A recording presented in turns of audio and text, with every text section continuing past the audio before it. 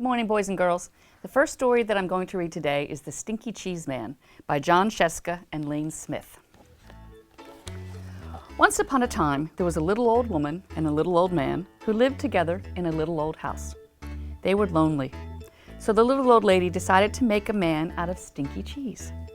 She gave him a piece of bacon for a mouth and 2 olives for eyes, and she put him in the oven to cook. When she opened the oven to see if he was done, the smell knocked her back. "Phew! What is that terrible smell?" she cried. The Stinky Cheese Man hopped out of the oven and ran out the door calling, "Run, run, run as fast as you can. You can't catch me. I'm the Stinky Cheese Man." The little old lady and the little old man sniffed the air. "I'm not really very hungry," said the little old man. "I'm not really all that lonely," said the little old lady. So they didn't chase the Stinky Cheese Man.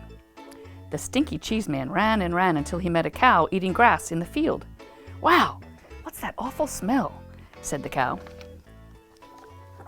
The Stinky Cheese Man said, "I've run away from a little old lady and a little old man, and I can run away from you too, I can. Run, run, run, as fast as you can. You can't catch me, I'm the Stinky Cheese Man." The cow gave another sniff and said, "I'll bet you could give someone 2 or 3 stomach aches. I think I'll just eat weeds." So the cow didn't chase the Stinky Cheese Man either. The Stinky Cheese Man ran and ran until he met some kids playing outside after school. "Gross," said a little girl. "What's that nasty smell?" "I've run away from a little old lady and a little old man and a cow, and I can run away from you too, I can. Run, run, run, as fast as you can. You can't catch me, I'm the Stinky Cheese Man." A little boy looked up, sniffed the air, and said, "If we catch him, our teacher will probably make us eat him. Let's get out of here." So the kids didn't chase the Stinky Cheese Man either. By and by, the Stinky Cheese Man came to a river with no bridge. "How will I ever cross this river? It's too big to jump, and if I try to swim across, I'll probably fall apart," said you-know-who. Just then the sly fox, who shows up in lots of stories like these, poked his head out of the bushes. "Why, just hop on my back, and I'll carry you across, Stinky Cheese Man." "How do I know you won't eat me?" "Oh, trust me," said the fox.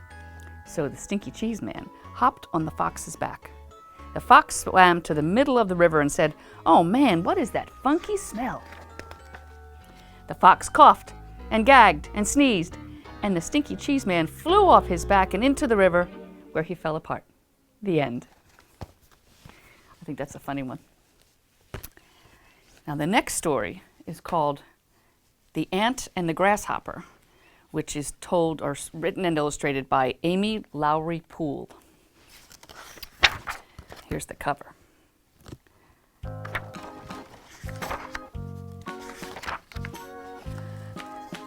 A long time ago, in the old summer palace at the edge of the emperor's courtyard, there lived a grasshopper and a family of ants. The ants awoke every day before dawn and began their endless task of rebuilding their house of sand, which had been washed down by the evening rains, and searching for food, which they would store beneath the ground.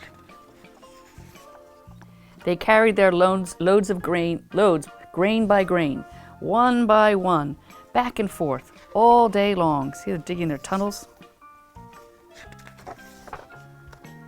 The grasshopper liked to sleep late in the morning, rising as the sun stretched toward noon. "Silly ants," he would say, "you work too hard. Come follow me into the courtyard, where I will sing and dance for the great emperor." The ants kept on working. "Silly ants," the grasshopper would say, "see the new moon? Feel the summer breeze. Let us go together and watch the empress and her ladies as they prepare for Midsummer's Eve." But the ants ignored the grasshopper and kept on working.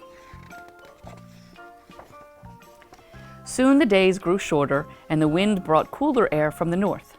The ants, mindful of the winter to come, worked even harder to secure their home against the impending cold and snow. They foraged for food and brought it back to their nest, saving it for those cold winter months. "Silly ants," said the grasshopper, "don't you ever rest? Today is the harvest festival. The emperor will feast on mooncakes and sweet greens from the fields. I will play my music for him until the moon disappears into the smooth lake water. come and dance with me." "You would do well to do as we do," said one of the ants. "Winter is coming soon, and food will be hard to find. Snow will cover your house, and you will freeze without shelter." But the grasshopper ignored the ant's advice and continued to play and dance until the small hours of the morning. Winter arrived a week later and brought whirls of snow and ice. The emperor and his court left the summer palace for their winter home in the great forbidden city. The ants closed their door against the ice and snow, safe and warm, resting at last after their long days of preparation. And the grasshopper huddled beneath the palace eaves and rubbed his hands together in a mournful chirp, wishing he had heeded the ants' advice. The end. So the ants worked hard and prepared for winter. The grasshopper just played all summer. Well, that's the end of the stories for today. Have a good day, and I will see you tomorrow.